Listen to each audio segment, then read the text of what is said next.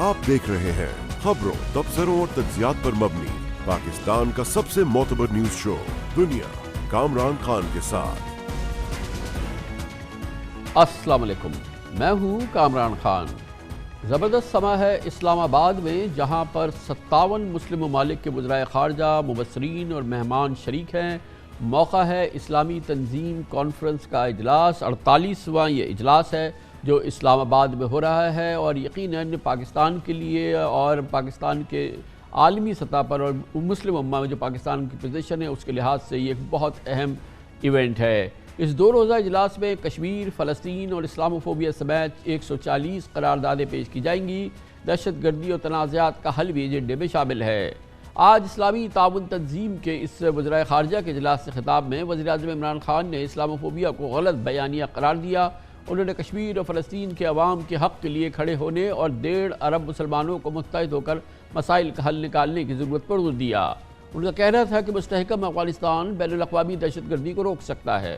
After 9/11, Islamophobia kept growing. And the reason was the Muslim countries did not do anything to check this wrong narrative. The heads of Muslim countries should have taken a stand on this. We have failed both the Palestinians and the people of Kashmir. We are 1.5 billion people. Unless we take a united stand, we'll be nowhere. It is extremely important that we stabilize Afghanistan. A stable Afghanistan is the only way we are going to be able to stop international terrorism from Afghan soil. Through the sanctions and non-recognition, they might end up having a humanitarian crisis. Let's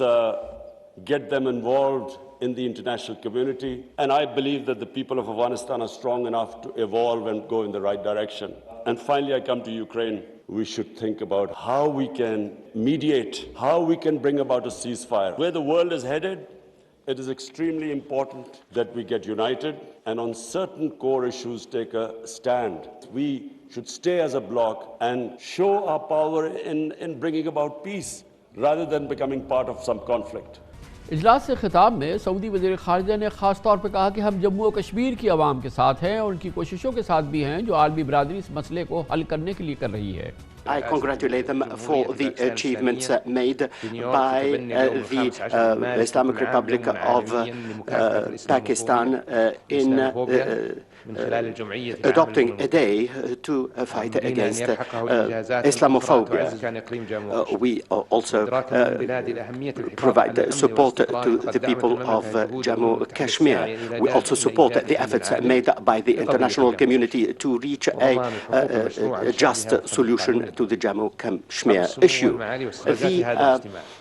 The Kingdom reiterates the importance of the role of Islamic countries to achieve peace and security in Afghanistan. We call for further efforts to support the Afghan people so that they can overcome the tragic situation they have at the moment.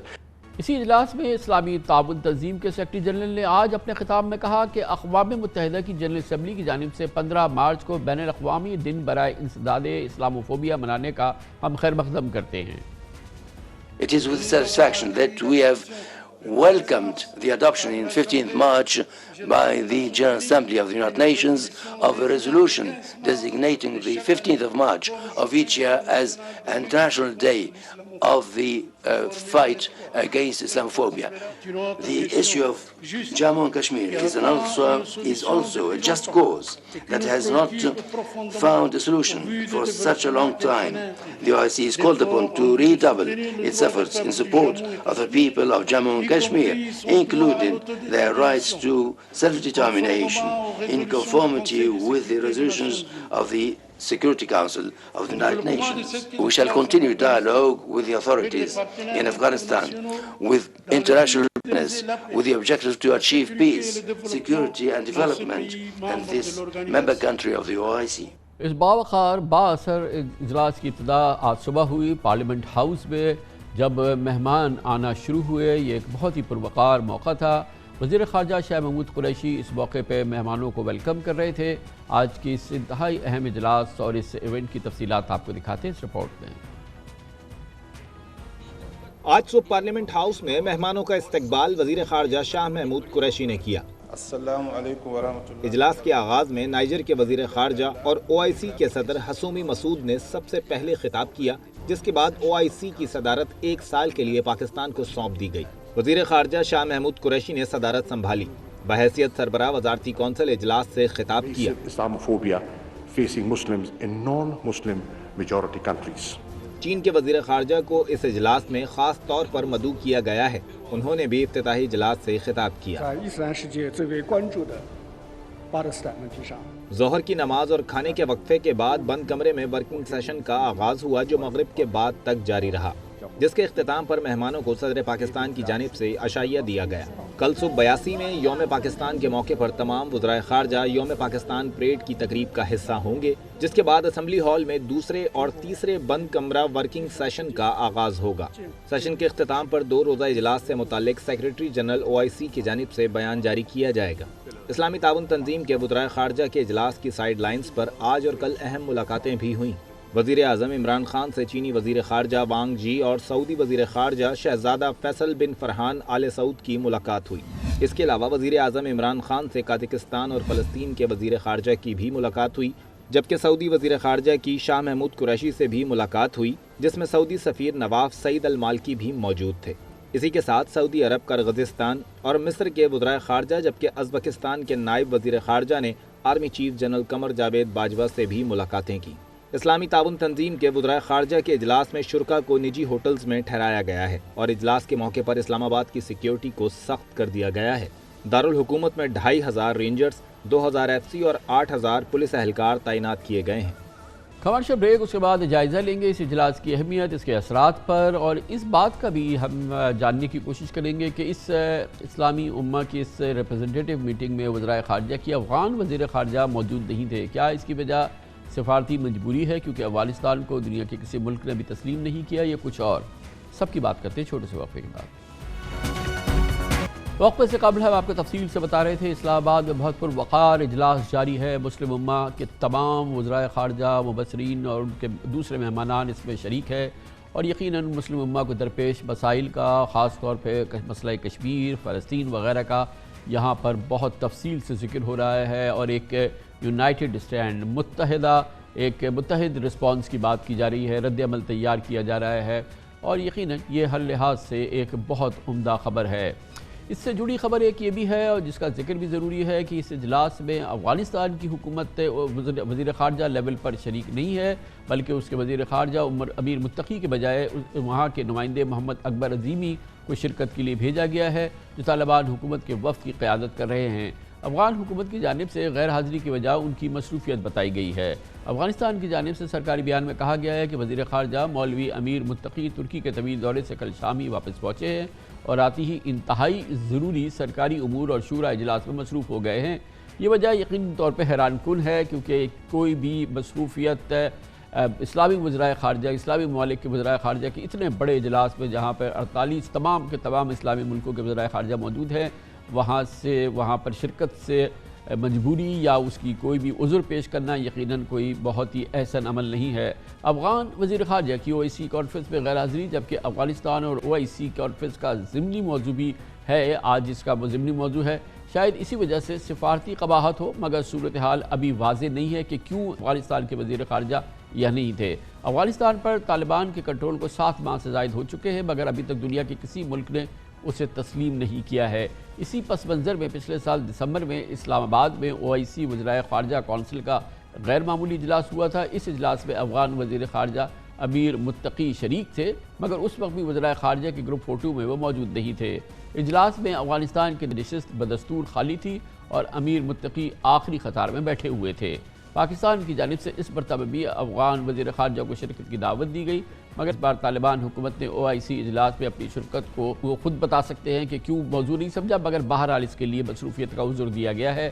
اور اب وزیر خارجہ کی جگہ افغان وزارت خارجہ کے ایک عہدیدار اس اجلاس میں شریک ہیں۔ اسلامی وزرائے خارجہ OIC کی یہ امپورٹنٹ ترین کانفرنس حالیہ سال کی، خاص طور پہ 2022 کی، اس پر بات کرتے ہیں مسلم امہ کے دوسرے مسائل۔ ایک بار پھر ہمیں جوائن کر رہے ہیں جناب اعزاز چودھری، سابق سیکرٹری خارجہ،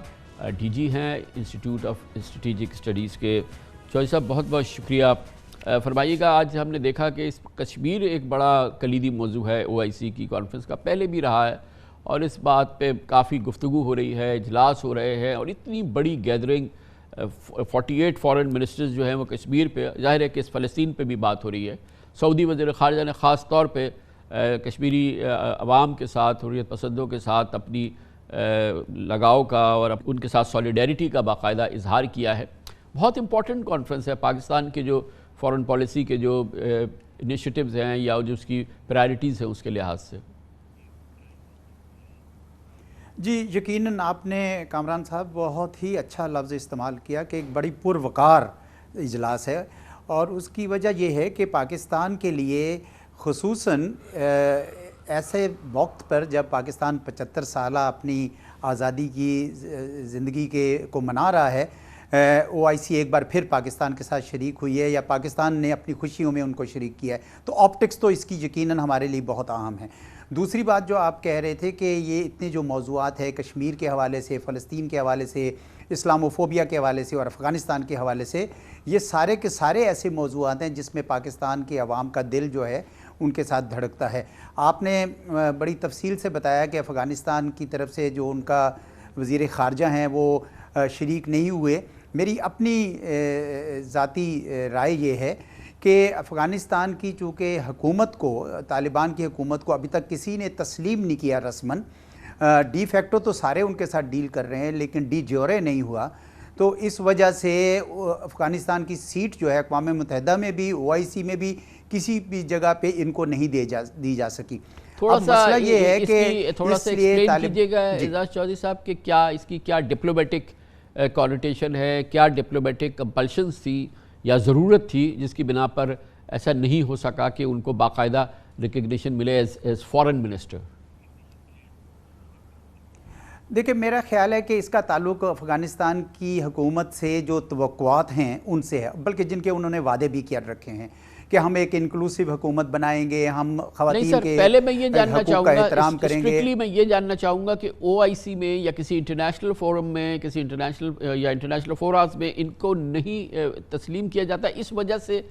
ان کو اس انٹرنیشنل اجلاس میں جو ہے ڈیو ریکگنیشن نہیں تھی، اور اس میں قباحت کیا ہے ڈیو ریکگنیشن دینے کی، چاہے تسلیم کرے یا نہ کریں، کچھ تو اس کی ڈپلومیٹک قباحت ہوگی۔ نہیں دیکھیں، اس سے اگر یہ ان کو اس کی سیٹ پر بٹھا دیتے ہیں تو اس کا مطلب یہ ہوا کہ یہ باقی جتنے ممالک ہیں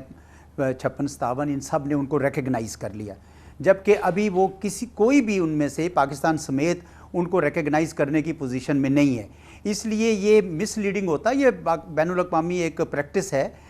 کہ کوئی بھی حکومت جب تک تسلیم نہ ہو جائے، آپ کو پتہ ہے تائیوان کو کتنے ملک تسلیم کرتے ہیں، لیکن آج بھی اقوام متحدہ میں تائیوان کی سیٹ نہیں ہے، بلکہ پہلا دن جو اجلاس ہوتا ہے جو every 3rd Tuesday of September ہوتا ہے، اس میں پہلا جو ایجنڈا ہے وہ یہ ہے کہ تائیوان کو شامل کرنا ہے کہ نہیں، اور پاکستان چین کے ساتھ مل کر یہ کہتا ہے کہ نہیں کرنا۔ تو یہ باوجود اس کے کہ کچھ ریکگنائز بھی کر لیں تو بھی انٹرنیشنل باڈی میں نہیں آتے، تو یہاں پہ تو طالبان کی حکومت کو کسی نے بھی ریکگنائز نہیں کیا، اس لیے ان کو نہ اقوام متحدہ میں ان کی سیٹ پر بٹھایا جا سکتا ہے، نہ ہی کسی اور تنظیم کی سیٹ میں بشمول OIC کے لیے۔ تو اچھا یہ فرمائیے گا، آج ایک اور بہت امپورٹنٹ ایونٹ ہے اس لحاظ سے کہ ہمارا انتہائی قریبی دوست چین جو ہے وہ اس میں فلی ریپریزنٹڈ ہے، ان کے فارن منسٹر باقاعدہ یہاں پر آئے ہیں، آج ان کی تقریر بھی ہوئی ہے پہلے روز، اور اسلامی وزراء خارجہ میں چین کی پریزنس، ان کی ایک اپنے جو ان کی پوزیشن ہے دنیا میں یقیناً انڈسپیوٹڈ ہے، اور پھر ایک پس منظر ہے کہ چین میں بھی مسلمان جو علاقہ ہے وہاں پہ مغرب میں بہت خبریں آتی ہیں انریسٹ کی، اور ظاہر ہے کہ ایک بڑی مسلم آبادی ہے چین کی بھی، اس پس منظر میں چینی وزیر خارجہ کا اس کانفرنس پہ پہلی بار شریک ہونا، پھر یہ تقریر کرنا، اس کی سگنیفیکنس کیا ہے؟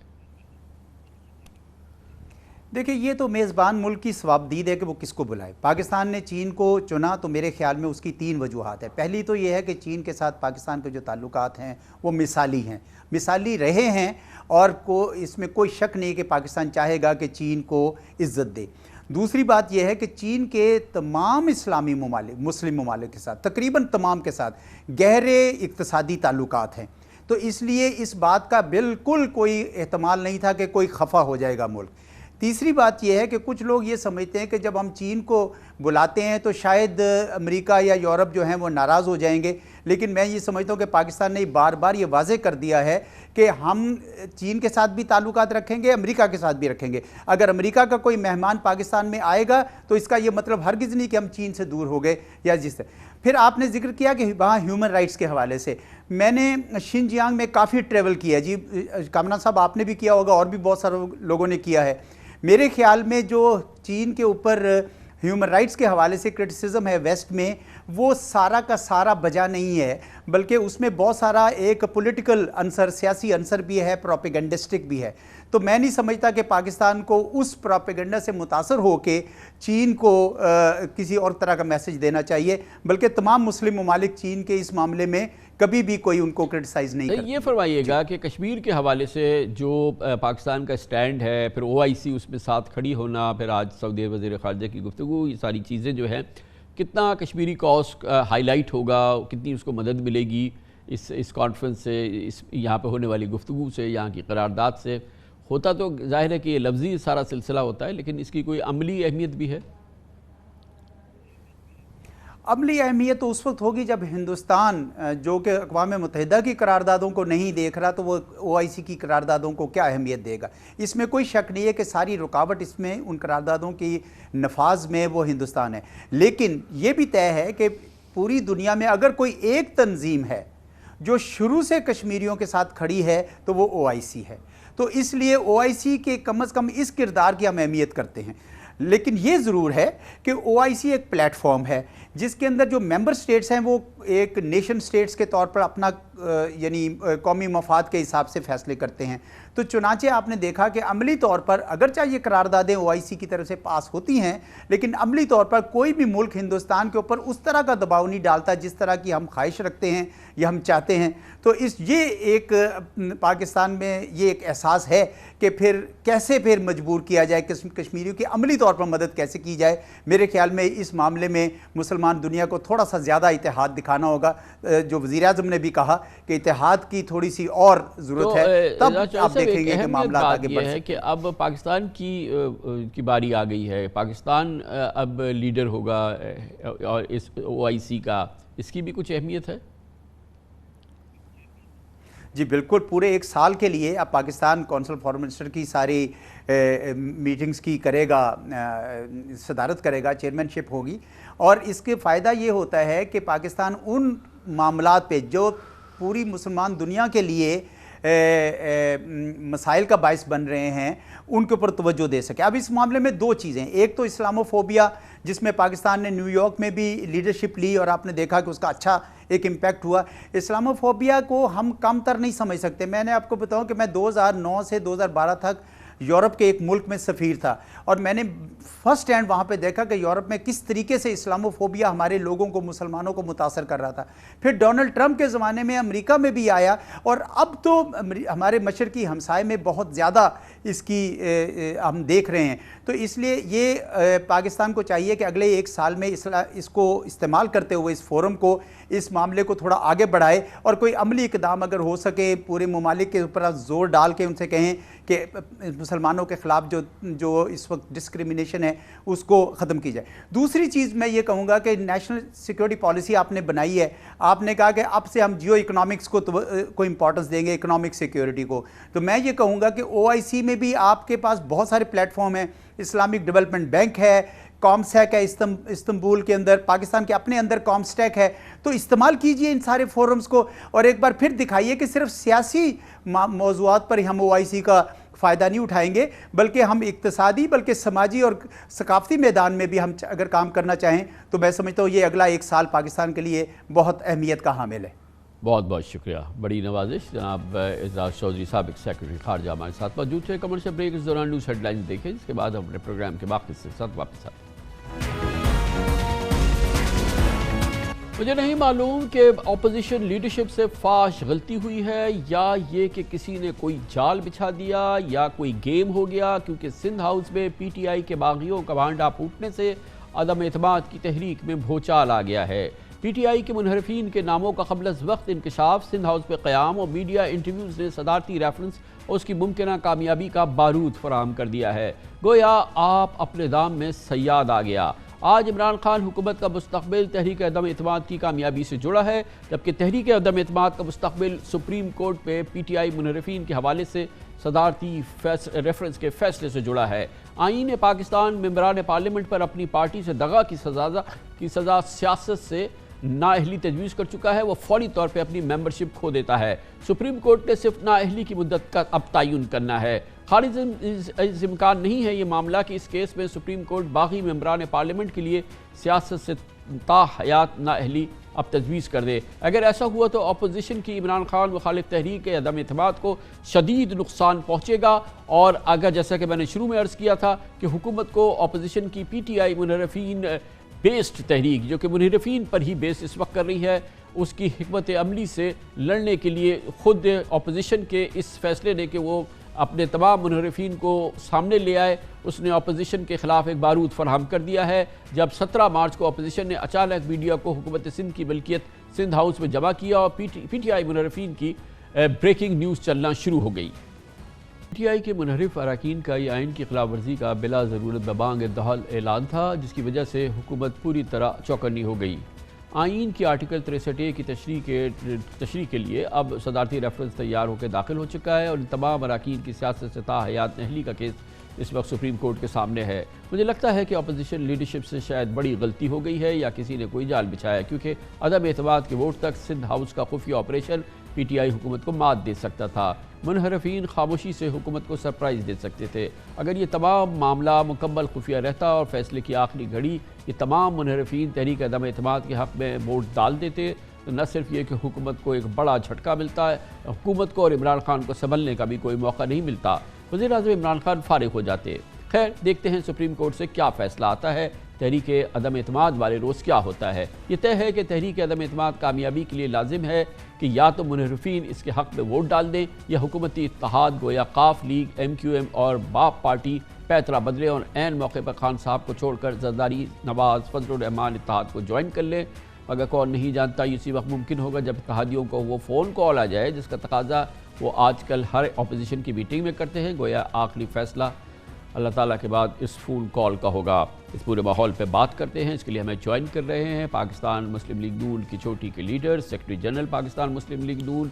محترم احسن اقبال۔ بہت بہت شکریہ احسن اقبال صاحب۔ پہلے تو یہ فرمائیے گا کہ یہ جو 17 مارچ کو جو پی ٹی آئی کے منحرفین سندھ ہاؤس میں سامنے آئے، انہوں نے اپنا باقاعدہ اعلان کیا کہ وہ تحریک عدم اعتماد کے خلاف ووٹ دیں گے، انہوں نے میڈیا انٹرویوز کیے، یہ ایک سوچی سمجھی حکمت عملی تھی اپوزیشن کی، یہ بالکل اسی طرح سے ہونا تھا؟ جی دیکھیے کامران خان صاحب، آپ کو معلوم ہے کہ اس سے پہلے حکومت نے پارلیمنٹ لاجز پہ پولیس ایکشن کیا اور وہاں سے ایم این ایس کو گرفتار کیا، تو اس کے بعد یہ خطرہ اور خدشہ تھا کہ حکومت جو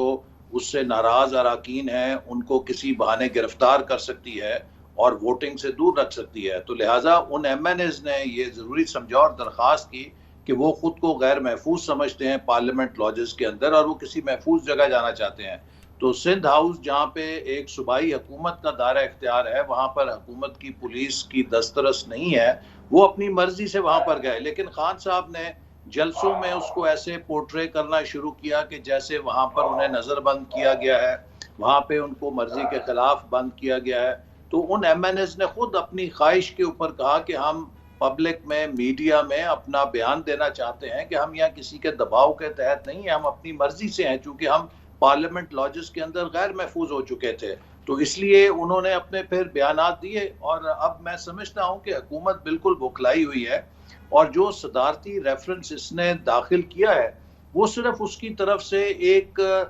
دباؤ ڈالنے کی کوشش ہے، جس کے لیگل میرٹس اگرچہ وہ سپریم کورٹ میں ہے۔ میں صرف اتنی بات کہنا چاہوں گا کہ اگر آپ حکومت کا موقف درست مان لیں تو اس کے بعد تو پھر آپ کو آرٹیکل 95 جو ہے آئین سے ہی نکالنا پڑے گا، چونکہ عدم اعتماد کی کوئی شکل برقرار ہی نہیں رہے گی۔ جو ایک وزیر اعظم ایک دفعہ اعتماد کا ووٹ لے لے، اکثریت سے ووٹ لے لے، تو اگر یہ ہو کہ اس کے خلاف اسے ووٹ ایسا صاحب یہ بتائیے گا کہ جب آئین کی 14ویں ترمیم آپ نے کی تھی، جناب نواز شریف نے کی تھی، آئین کو ترمیم کیا تھا اس عمل کو روکنے کے لیے،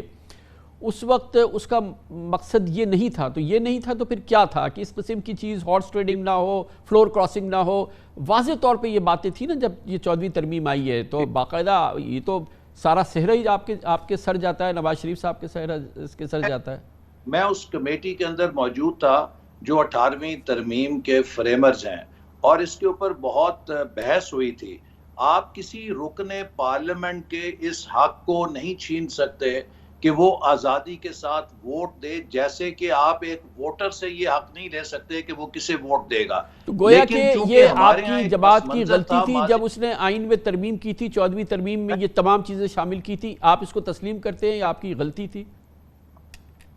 یہی آپ کو واضح کر رہا تھا، کیونکہ ہمارے ہاں ایک خاص پس منظر تھا ماضی میں جس طرح کی ہارس ٹریڈنگ ہوتی رہی، تو اس چیز کے سد باب کے لیے اور اس بات کو بھی یقینی بنانے کے لیے کہ آپ کی جو آزادی رائے ہے وہ بھی برقرار ہے، تو 4 ووٹس جس میں vote of confidence, no confidence, finance bill اور کانسٹیٹیوشنل امینڈمنٹ، اس کے اوپر ایک پرووائزو لگا دیا گیا کہ اگر کوئی رکن اسمبلی واقعی سمجھتا ہے کہ وہ پارٹی کی ڈائریکشن کے خلاف ووٹ دینا چاہتا ہے تو وہ یقیناً ووٹ دے سکتا ہے، لیکن اس کے اوپر پھر یہ قدغن ہے کہ وہ سیٹ چھوڑ کے الیکشن لڑ کے دوبارہ آئے۔ تو یہ ایک پرووائزو لگائی گئی تھی تاکہ مذاق کے اندر کوئی اپنے ووٹ کو کسی غلط جگہ استعمال نہ کرے، انلیس وہ اسٹرانگلی فیل کرتا ہے اور وہ سمجھتا ہے کہ وہ اپنے سیٹ کے اوپر دوبارہ الیکشن لڑنے کی قیمت بھی ادا کر سکتا ہے۔ تو یہ اس کا بنیادی حق ہے کہ وہ اپنے پارٹی سے اختلاف کرے، اس کو بھی پروٹیکٹ کریں اور اس کے اوپر ایک پرووائزو لگا دیں کہ اس کا مس یوز کا امکان کم سے کم ہو جائے۔ لیکن 63A کے تحت جس آدمی کی، اور نواز شریف صاحب صرف اور صرف ایک ڈاکیومنٹ کی بیس پر جو ہے وہ تاحیات سیاست سے نائل ہو گئے، وزیر اعظم ان کو چھوڑنا پڑا اقامہ کے ایک ڈاکیومنٹ کی بیسس پہ، کہ اور پھر جب یہ طے ہوا کہ کیونکہ وہ صرف اس میں کوئی مدت نہیں ہے، 63A اپلائی ہوا اور اس میں پتہ چلا کہ مدت نہیں، تو باقاعدہ سپریم کورٹ نے ڈٹرمن کیا کہ جہاں مدت نہیں ہے اس کا مطلب تاحیات ہے۔ تو یہ تو آپ کے علم میں ہے نا کہ یہ ایک بڑا رسک ہے جن لوگوں نے یہ کیا ہے کہ اب وہ تاحیات جو ہے وہ نااہل ہو سکتے ہیں۔ جی صاحب، اس میں بالکل تاحیات نااہلی کا کوئی امکان نہیں ہے، چونکہ آئین کی وہ پروویژن بہت واضح ہے کہ اگر کوئی رکن پارٹی ڈائریکشن، لیڈر کی ڈائریکشن کے خلاف ووٹ دیتا ہے تو پارٹی کا لیڈر اس کے خلاف ریفرنس بنا کے اسپیکر کو بھیجے گا، جو الیکشن کمیشن کو فارورڈ کرے گا، اور الیکشن کمیشن غالباً 30 دن کے اندر اس کے سماعت کر کے فیصلہ کرے گا، اور وہ رکن اگر الیکشن کمیشن طے کرتا ہے کہ اس نے خلاف ورزی کی ہے، ڈی سیٹ ہوگا اور دوبارہ الیکشن وہاں پر لڑ کے واپس آ سکتا ہے۔ تو تاحیات نااہلی کا اس زمرے میں بہرحال کوئی یہ سوال تو نہیں۔ اب ہمیں دیکھنا ہے نا کہ اس میں، کیونکہ یہ معاملہ سپریم کورٹ کے سامنے ہے، وہاں پہنچ گیا ہے، وہیں اب اس کا فیصلہ ہونا ہے، تو یہ تو ابھی باقی ہے۔ حالانکہ کتنا سمپل بات ہے، میں تو طالب علم ہوں، آپ ماشاءاللہ بہت ہی سینئر سیاستدان ہیں،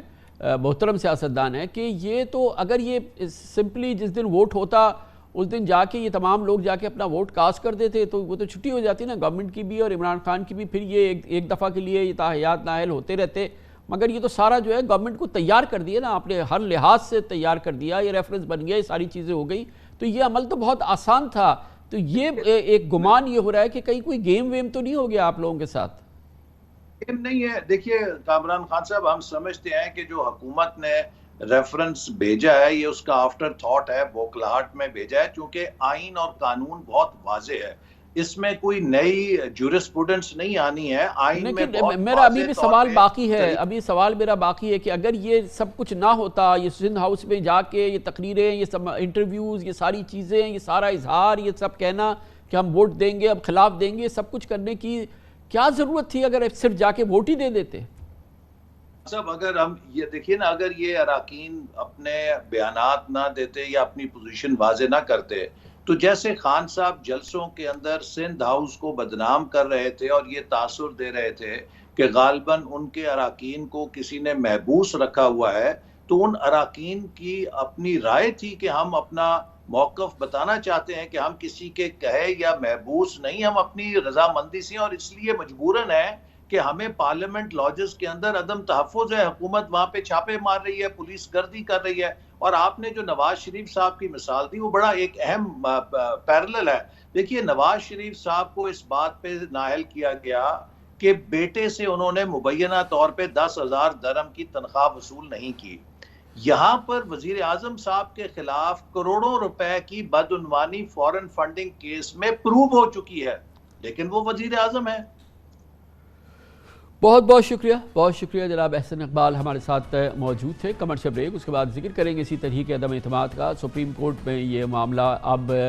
وہاں پر جو فیصلہ آئے گا اس کی کامیابی ناکامی کا انحصار اس پہ ہوگا کہ یہ منحرفین جو ہیں یہ اگر اپنی پارٹی کے خلاف، اپنے وزیر اعظم کے خلاف ووٹ دیتے ہیں جو آئین کی خلاف ورزی ہے، یقیناً جو آئین کی خلاف ورزی ہے، تو یہ نااہل ہوں گے اور وہ ایک بار اپنی سیٹ چھوڑیں گے یا آئندہ الیکشن، اس کے آئندہ الیکشن میں بھی الیکشن نہیں لڑ سکتے، یا تاحیات نااہل ہوں گے. کیونکہ اگر یہ اس قسم کا کوئی فیصلہ آ گیا جس میں کہ طویل مدتی ان کی وہ الیکشن نہیں لڑ سکے، تو یقیناً اس کا تحریک عدم اعتماد پہ بہت ہی کلیدی اثر پڑے گا اور شاید ممکن ہے کہ ان میں سے اکثر جو ہے پھر تحریک عدم اعتماد کے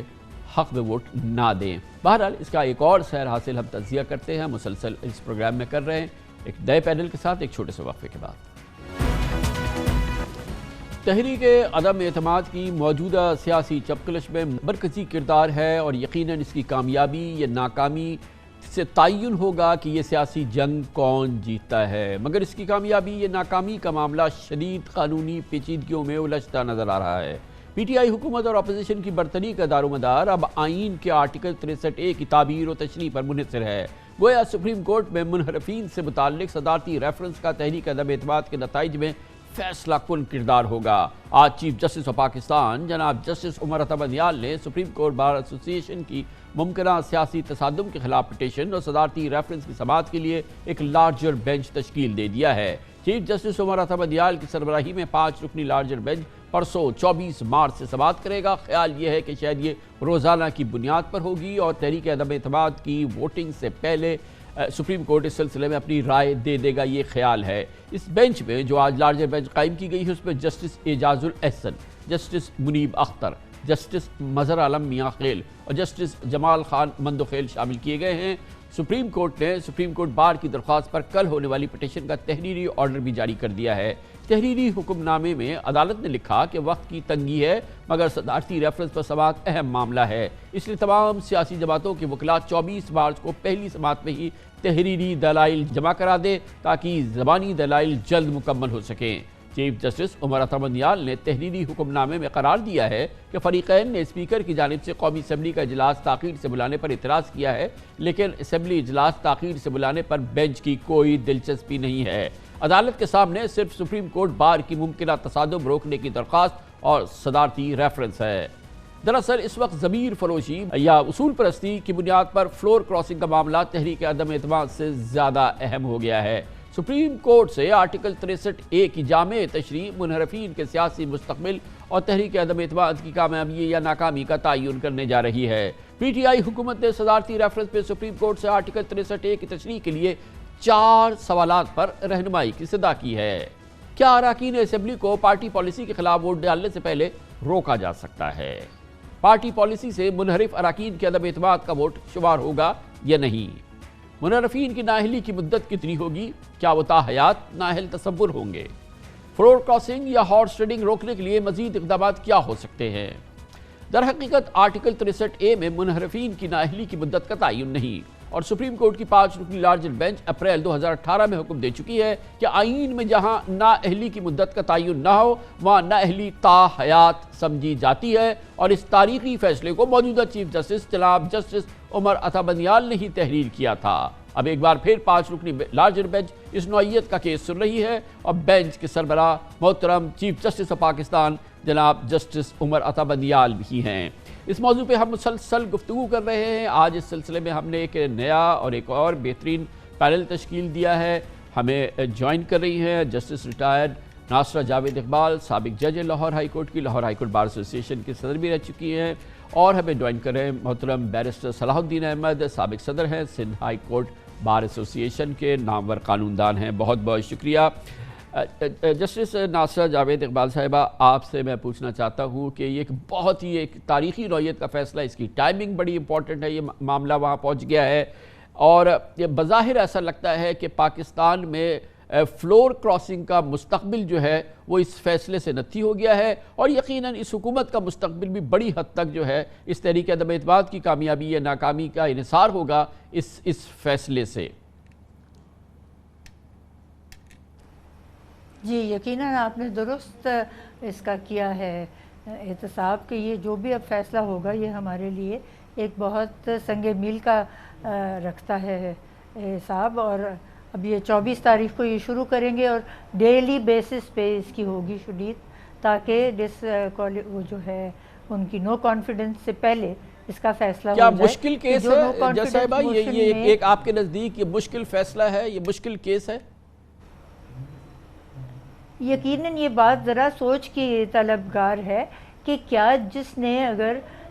کیا ہے نو کانفیڈنس موشن میں حصہ لیا ہے اور وہ اس وقت برسر اقتدار پارٹی کا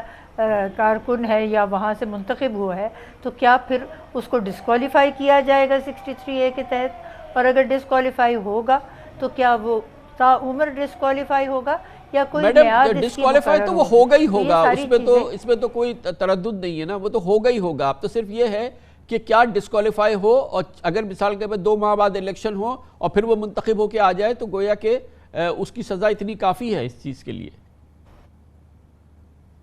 یہ تو اب تعین کرے گا نا سپریم کورٹ۔ اول تو سپریم کورٹ میں کل یہ منیب اختر صاحب نے کہا تھا کہ یہ جو ان کے اندرونی جھگڑے ہیں یہ بہتر ہے کہ یہ پارلیمان خود طے کرے، یہ ہمیں اس میں عدلیہ کو اس جھگڑے میں نہ گھسیٹے۔ لیکن پھر انہوں نے یہ بھی فیصلہ کر لیا کہ یہ 4 سوالات جو ہیں یہ 24 تاریخ پہ وہ سب دے دیں اپنے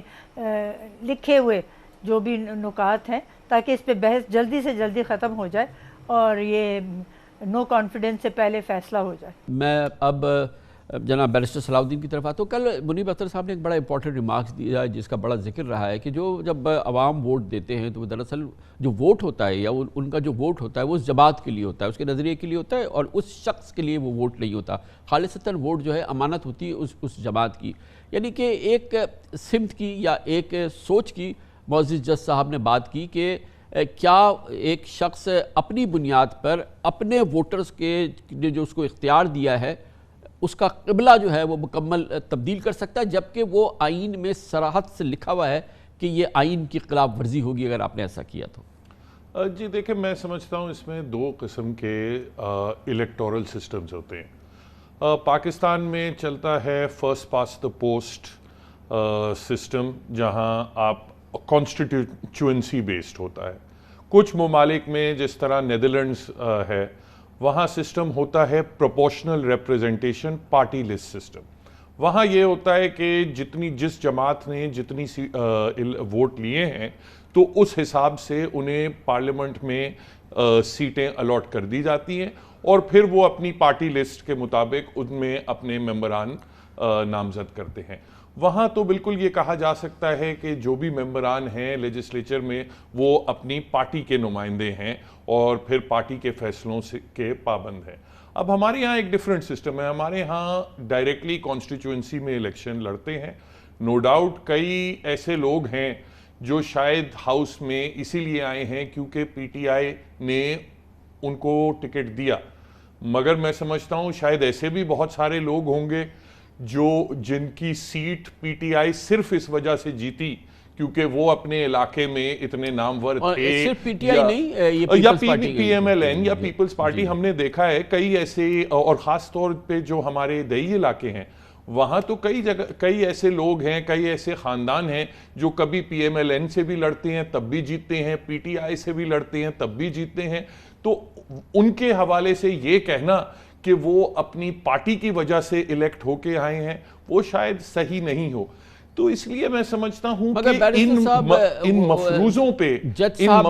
پہ آئین کی تشریح نہیں کرنی چاہیے۔ ٹھیک ہے، جج صاحب نے جو کہا، مگر اس میں اتنی یہ تاریخ تشریح نہیں ہے کیونکہ آئین تو صراحت سے ایک بڑی سیاسی جماعت باقاعدہ پاکستان کی پارلیمنٹ آئین میں ترمیم کر چکی ہے اس معاملے پہ کہ یہ ہم اجازت ہی نہیں دے سکتے، اگر ایسا کرے تو وہ آدمی اہل ہی نہیں ہے اپنی پارٹی میں رہنے کا. تو یہ صرف یہ جسٹس منیب اختر کی تشریح نہیں ہے، آئین پاکستان اس سلسلے میں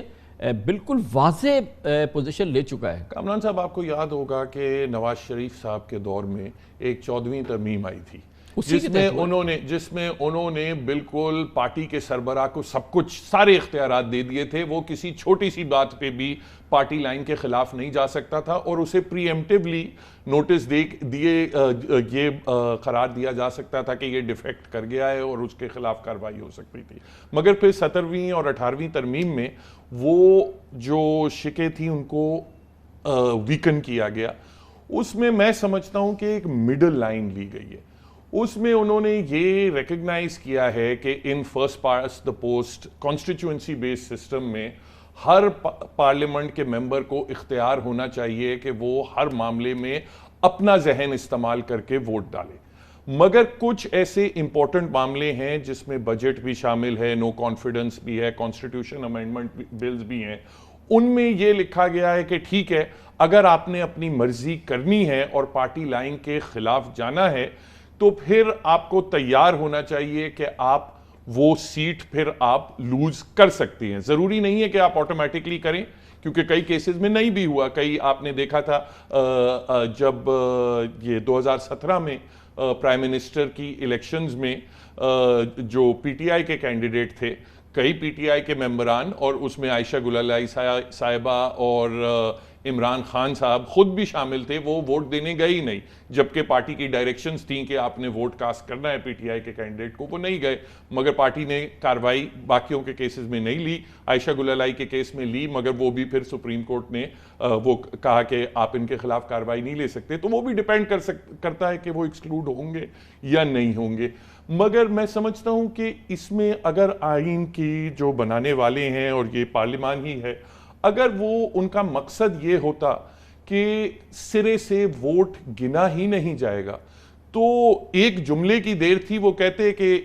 جہاں نو کانفیڈنس کے موشن ہے وہاں کوئی بھی ممبر پارٹی لائن کے خلاف ووٹ نہیں ڈال سکتا. اگر ایک جملہ آ جاتا تو وہ بالکل کلیئر ہوتا. مگر ابہام تو بے پناہ ہے نا کانسٹیٹیوشن میں. یہ تو نہیں ہے کہ ہمارا آئین جو ہے جج صاحبہ، آپ کی رائے اس سلسلے میں کہ کیا یہ کہنا کہ یہ کافی نہیں ہے کہ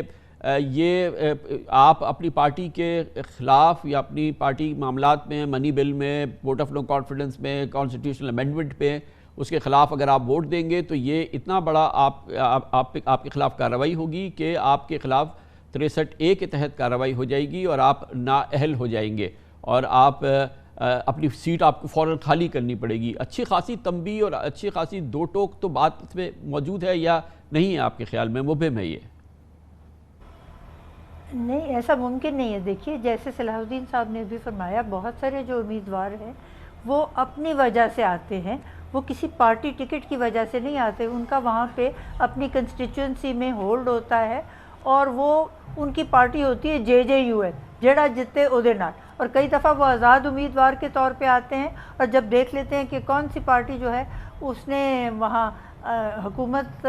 بنانی ہے اپنا فیڈریشن میں، تو وہ اس کے ساتھ ہو جاتے ہیں. تو اس کے ساتھ اس وقت چلے جانے سے یہ تو مطلب نہیں ہے کہ اگر اپنے منشور سے انحراف کر جائے جو پارٹی کا لیڈر ہے تو وہ اس کے خلاف نو کانفیڈنس موشن نہیں ڈال سکتے. اس کا مطلب ہے کہ آپ نے ان کو شکنجے میں ایک ڈال لیا ہے اور ان کو کسی طرف کوئی اپنی مرضی یا اپنی رائے کے مطابق کوئی عمل کرنے ہی نہیں دیتے. مگر کیا یہ مناسب نہ ہو ایسے رکن کے لیے تھوڑا سا ایک قدم پیچھے آتے ہیں کہ وہ اگر اسے دیکھ رہا ہے کہ اس کا لیڈر جو ہے وہ خلاف ورزی کر رہا ہے تو وہ اپنی نشست سے استعفیٰ دے، 40 دن میں الیکشن ہو جائے گا، اس مینڈیٹ پہ اپنے لوگوں کے پاس جائے اور پھر اس کے بعد جو ہے وہ واپس آ کے دوسری جماعت کی ٹکٹ پہ الیکشن لڑے اور آ کے اس کو جوائن کر لے.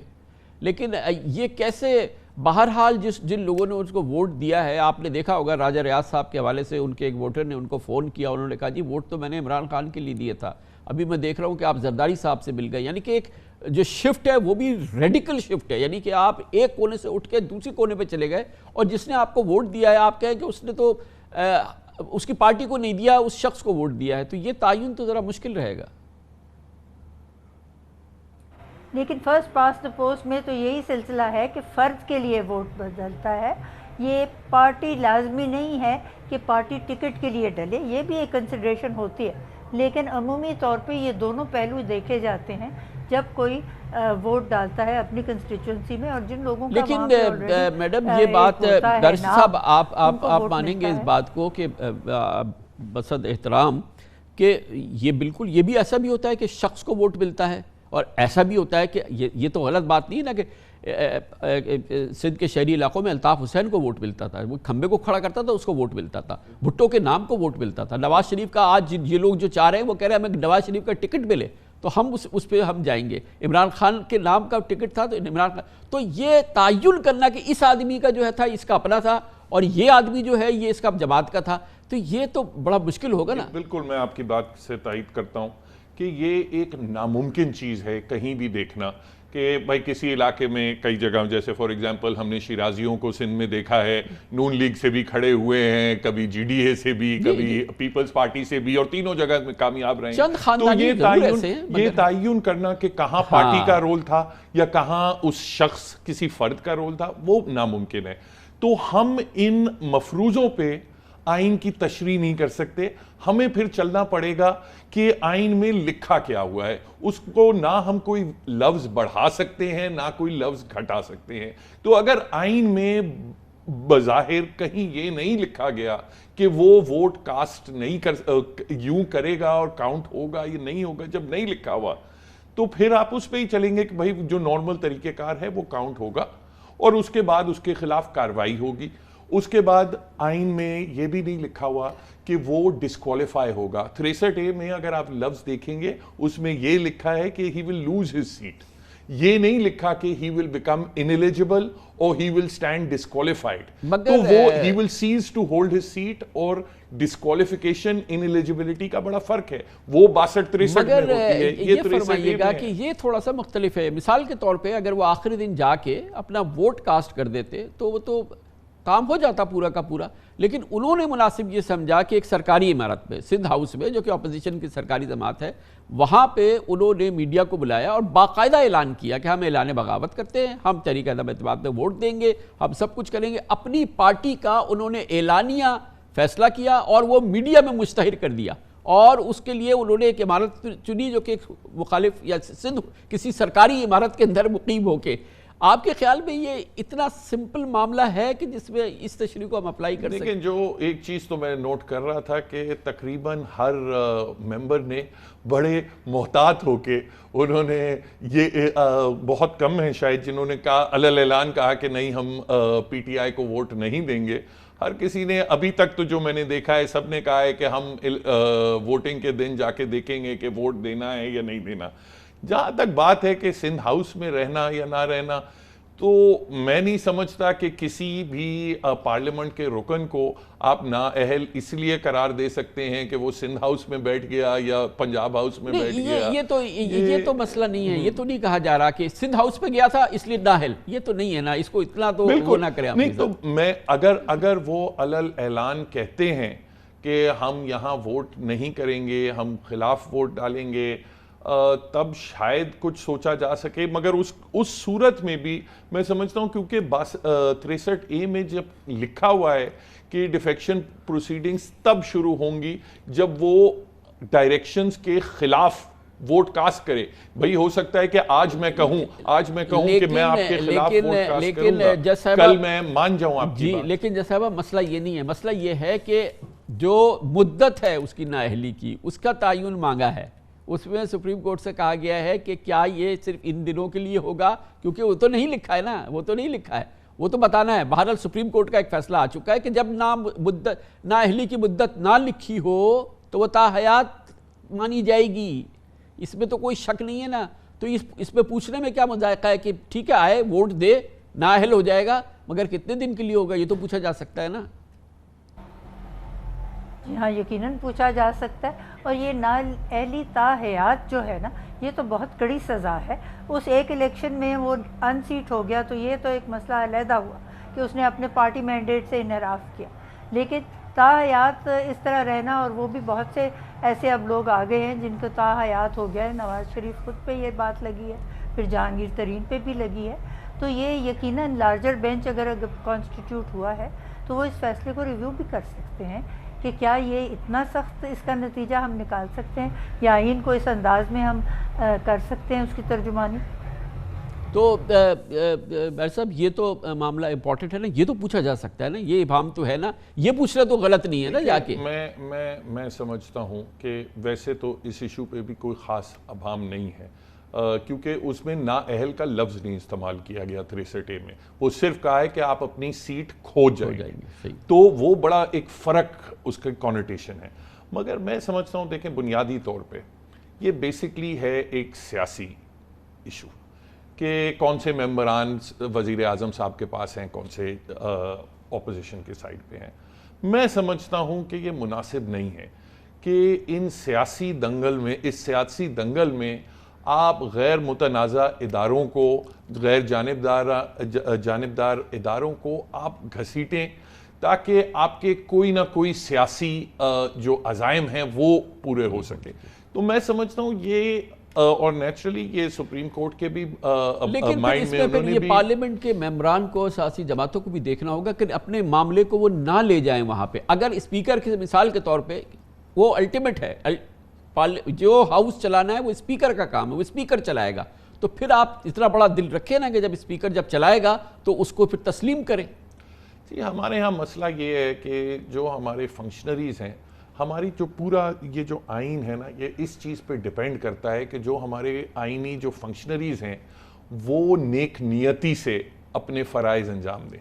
ہمارا مسئلہ یہ آتا ہے کہ جب لوگ اپنے فرائض جو ہیں وہ نیک نیتی سے انجام نہیں دیتے, مگر دیکھیں نا مسئلہ, اس کے بعد لوگوں جو کو ہے عدالت کا ہماری رخ گفتگو کرنا میں لگ رہا ہے کہ مسئلے جتنے ہیں وہ حکومت کی سائٹ پر ہیں, پی ٹی آئی. جب ہم اسپیکر کی بات کرتے ہیں تو پھر ہم کہتے ہیں کہ لوگ اپنا اس طرح سے ادا نہیں کرتے. جب ہم سپریم کورٹ لے جاتے ہیں تو بولتے ہیں غیر ذمہ دار, ہم آزاد اداروں کو اس طرف نہ کھینچیں. تو ہم سوچ میں جو ہے ہماری ایک ٹلٹ تو ہے.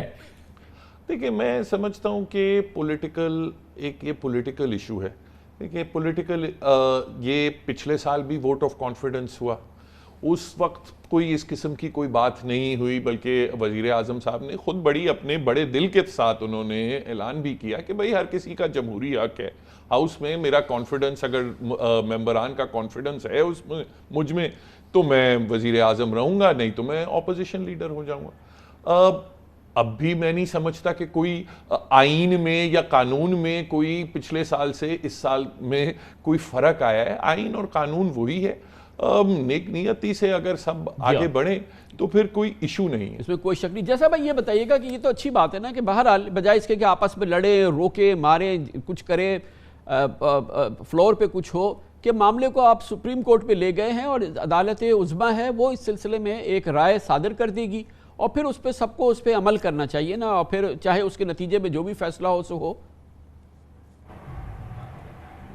لیکن یہ سپریشن آف پاورز کی جو ڈاکٹرن ہے اس کا تو یہ مطلب ہے کہ جو مقننہ ہے یا پارلیمان ہے وہ اپنے فیصلے خود کرے, اور اسپیکر جب وہاں کا الیکٹڈ ہے تو اس کو پھر ہو جانا چاہیے نان پارٹیزن, تو اس کا جو فیصلہ ہے وہ ہر ایک کو قبول کرنا چاہیے. لیکن میں یہ سمجھتی ہوں کہ ہمیں اس پہلو کو بھی دیکھنا ہے کہ اس وقت جس طرح یہ کووڈ کے دوران اور کووڈ کے بعد ملک میں اتنی زیادہ معیشت جو ہے اس کو نقصان پہنچا ہے, اور ہماری ترقی میں, معاشی ترقی میں بہت سارے ہمیں رکاوٹیں ہوئی ہیں, تو اگر یہ اس وقت نو کانفیڈنس موشن نہ اٹھایا جاتا تو عمران خان کے لیے اگلے الیکشن میں کوئی ایک اسپرنگ بورڈ ہونا بہت مشکل تھا. اب تو یہ جو کچھ ہو رہا ہے اگر یہ پاس ہو یا فیل ہو ان کے لیے ایک منشور کا طریقہ بن جاتا ہے کہ جو لوگ دانستہ طور میں اس پہ انہوں نے کوئی کیا ہوا تھا منی لانڈرنگ, وہ سب میرے مخالف ہو گئے, اور اس میں نے اگر شکست میری ہوئی تب بھی اسی وجہ سے ہوئی, اور اگر فتح ہوئی تو وہ پرنسپل فتح تھی. تو ان کے لیے ایک دوبارہ سے الیکشن لڑنے کا تو میں سمجھتی ہوں راہ بہت ہموار ہو گئی ہے. اور اس بہت سے شکریہ, بڑی نوازش سے میں ٹائم کا فقدان ہے. بہت بہت شکریہ justice retired doctor Javed Iqbal, محترم بیرسٹر صلاح الدین ہمارے ساتھ موجود تھے. گفتگو اہم ہے, قومی موضوع ہے, اس پہ گفتگو ہم جاری بھی رکھیں گے. اگر اس وقت ہمارے پروگرام کا اختتام ہو گیا ہے, کل آپ سے پھر ملاقات ہوگی انشاءاللہ. کل تک کے لیے کامران خان کو اجازت. اللہ حافظ. ناصر.